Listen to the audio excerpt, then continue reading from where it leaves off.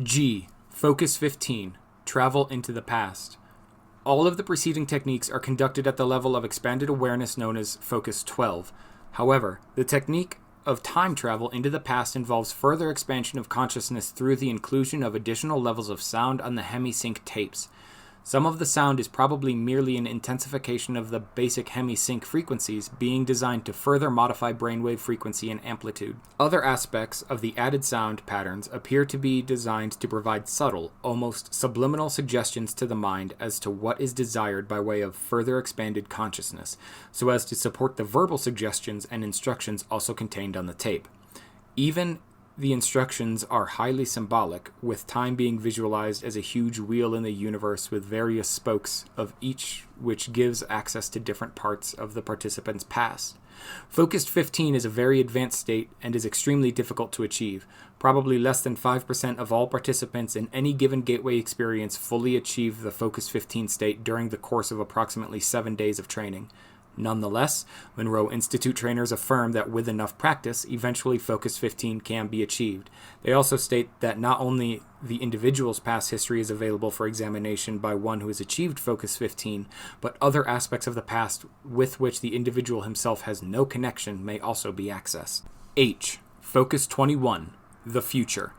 The last and most advanced of all the focus states associated with the Gateway training program involves movement outside of the boundaries of time-space, as in Focus 15, but with the attention to discovering the future rather than the past. The individual who has achieved this state has reached a truly advanced level.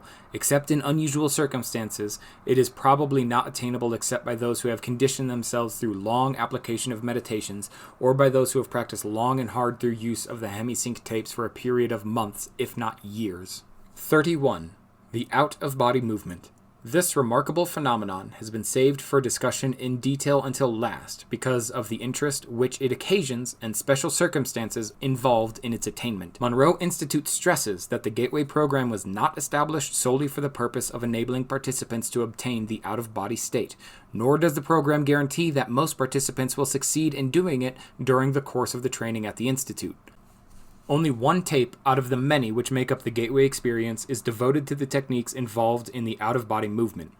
Basically, these techniques are merely designed to make it easier for the individual to achieve the out-of-body state when his brainwave pattern and personal energy levels have reached a point that he is in apparent harmony with his surrounding electromagnetic environment, such that he feels that he has reached the threshold where separation is a possibility. To facilitate achieving the out-of-body state, Bob Monroe, the founder of the Monroe Institute, is quoted in a magazine article as saying that in order to assist the participant, the particular Hemi-Sync tape concerned that technique employs beta signals of around 2,877.3 cycles per second. Since 30 to 40 cycles per second is considered to be the normal range for beta brainwave signals, those associated with the wakeful state, it is apparent that the Monroe Institute is convinced that the same heightened state of brainwave frequency output, which promotes altered states of consciousness, is also an important consideration in assisting the achievement of out-of-body states. The actual techniques employed for separating from the body involve such simple maneuvers as rolling out, lifting out after a fashion of a telephone pole wherein the individual separates in a rigid head-first manner, such that he finds himself standing at attention at the foot of his physical body, and sliding out through either end of his body. 32. Role of REM sleep. It is interesting to note that Bob Monroe informed the Gateway class that finished 7 May 1983 that an ex-trainer of his operating in Charlottesville, Virginia, found that he could guarantee out-of-body movements by bringing participants down into rapid eye movement states of sleep and then use the Hemi-Sync tape technique. This may well be a function of the fact that most, if not all people reputedly go into an out-of-body state during REM sleep. REM sleep is the deepest possible level of ordinary sleep and involves complete disengagement of the body's motor cortex functions from the neck down and nearly complete suppression of consciousness in the left brain hemisphere. The effect of this is to put the body into a state of complete stillness so far as the skeletal muscle structure is concerned, thereby promoting the state of deep rest needed to eliminate the bifurcation echo. In addition, it leaves the right hemisphere of the brain free to respond to the instructions and suggestions contained on the Gateway tape. However, use of the Hemi-Sync tapes at this point may be less a factor in actually achieving the out-of-body state than it is a matter of focusing the brain enough so that the residual memory of having naturally achieved an out-of-body state is carried into the waking state. Indeed, it may even be postulated that some dreams associated with deep levels of sleep are in fact functions of the same kind of altered consciousness involved in interactions with the universe that plays a role in all of the focus 12, 15, and 21 states described above. The difference between those states and the condition of the mind in REM sleep seems to be that the left hemisphere is almost totally disengaged in the latter experience, such that memory of what is achieved in altered states of consciousness cannot usually be retrieved by conscious desire because the left hemisphere has no knowledge of its existence or its location in the right hemisphere. Admittedly, some people can be trained to remember their REM state dreams through intense conditioning in the waking state. But even that may be more of a function of establishing pathways in the right hemisphere which the left hemisphere can access following re-entry into the wakeful state than it is an indication of any specific left hemisphere conscious involvement in the process during REM sleep. In any event, the three apparent conditions required for voluntarily inducing an out-of-body state in most individuals seems to be 1. Achievement of a state of profound quiet in the body such that the bifurcation echo fades and a resonance at approximately 7 Hz is established. 2. Synchronization of the two brain hemisphere wave patterns. And 3. Subsequent stimulation of the right hemisphere of the mind to attain a state of heightened alertness, which of course interferes with the brain's hemisphere synchronization, but not until a sufficient level of enhanced frequency range has first been established to help achieve the out-of-body state. 33. Information collection potential. The information acquisition potential associated with out-of-body states seems to attract the most attention from the standpoint of developing practical applications for the gateway technique.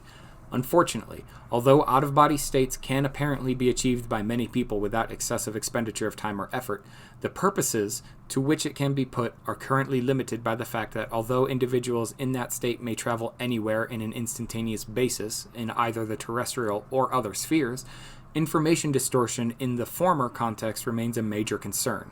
To date, according to one of the trainers at the Monroe Institute, numerous experiments have been conducted involving persons moving from one coast to the other in an out-of-body state to read a series of 10 computer-generated numbers in a university laboratory. Although most have acquired enough of the digits to make clear that their consciousness was present, none have ever succeeded in getting all 10 correct. This seems to be a function of the fact that physical reality in the present is not the only holographic influence which the individual may encounter in an out-of-body state.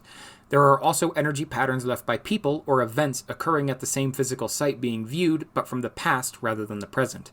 In addition, since thoughts are the product of energy patterns, and energy patterns are reality, it may also be possible that individuals encounter thought forms while in an out-of-body state which mingle with physical reality and are not easily differentiated. Finally, as Melissa Yeager writes, there is another potential problem area in the sense that holograms can be viewed pseudoscopically, that is to say, inside out or backwards, just as well as they can be in proper perspective. Some of the distortions occurring may ultimately prove to be traceable to this cause because in the out-of-body state, an individual may perceive the holographic energy patterns given off by people or things interacting in the time-space reality in a somewhat distorted form. 34. Belief system considerations. In 1967, Alexandra David Neal and Lama Yogden wrote a book entitled Secret Oral Teachings in Tibetan Buddhist Sects, from which the following quote is taken. "The tangible world is movement, say the masters, not a collection of moving objects, but movement itself. There are no objects in movement. It is the movement which constitutes the objects which appear to us. They are nothing but movement. This movement is a continued and infinitely rapid succession of flashes of energy. All objects perceptible to our senses, all phenomena of whatever kind, of whatever aspect they may assume, are constituted by a rapid succession of instantaneous events." End quote. The classic description of the universal hologram is to be found in a Hindu sutra which says, quote, "In the heaven of Indra, there is said to be a network of pearls so arranged that if you look at one, you see all others reflected in it." End quote. I have cited this quotation because it shows that the concept of the universe, which at least some physicists are now coming to accept, is identical in its essential aspects with the one known to the learned elite in selected civilizations and cultures of high attainment in the ancient world.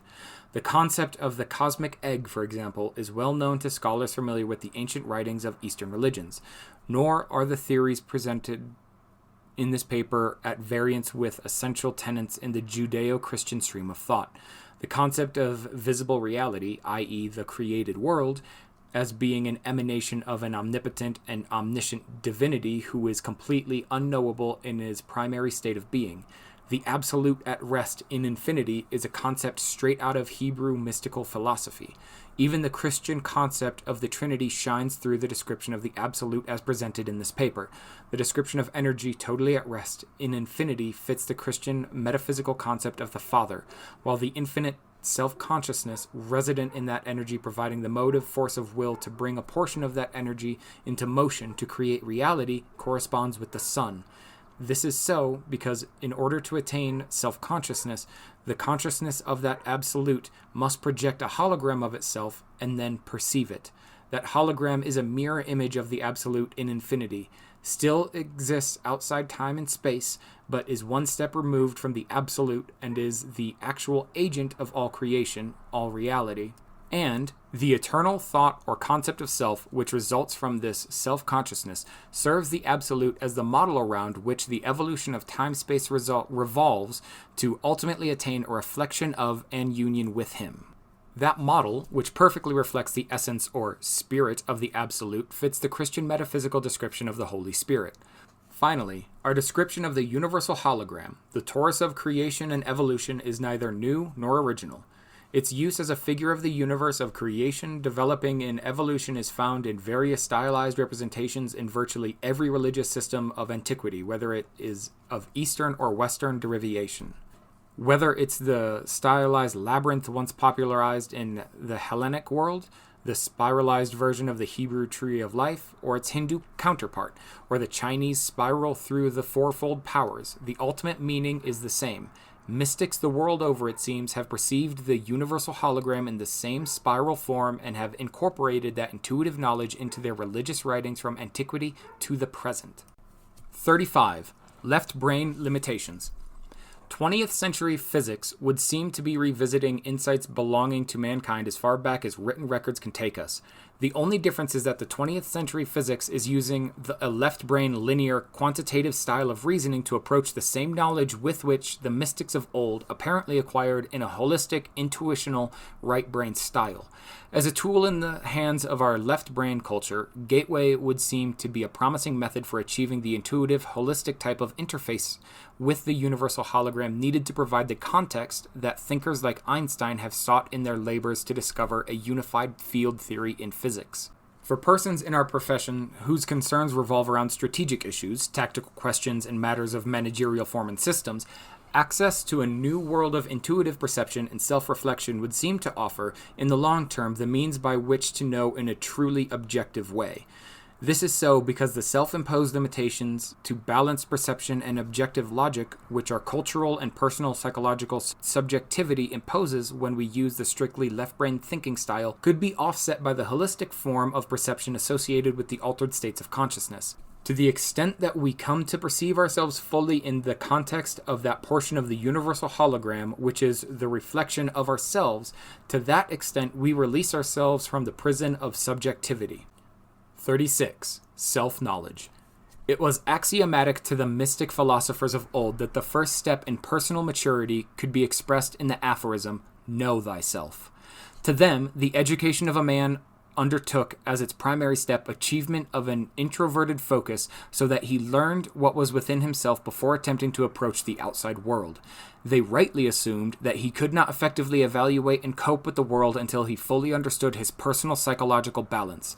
The insights of being provided by 20th century psychology in this context through the use of various kinds of personality testing seem to be a revalidation of this ancient intuition. But no personality test or series of tests will ever replace the depth and fullness of the consciousness sufficiently to perceive the very hologram of itself which it has projected into the universe in its proper context as part of the universal hologram, in a totally holistic and intuitional way. This would seem to be the real promise of the gateway experience from the standpoint of its ability to provide a portal through which, based on months, if not years of practice, the individual may pass in his search to find self, personal effectuality, and truth in a larger sense.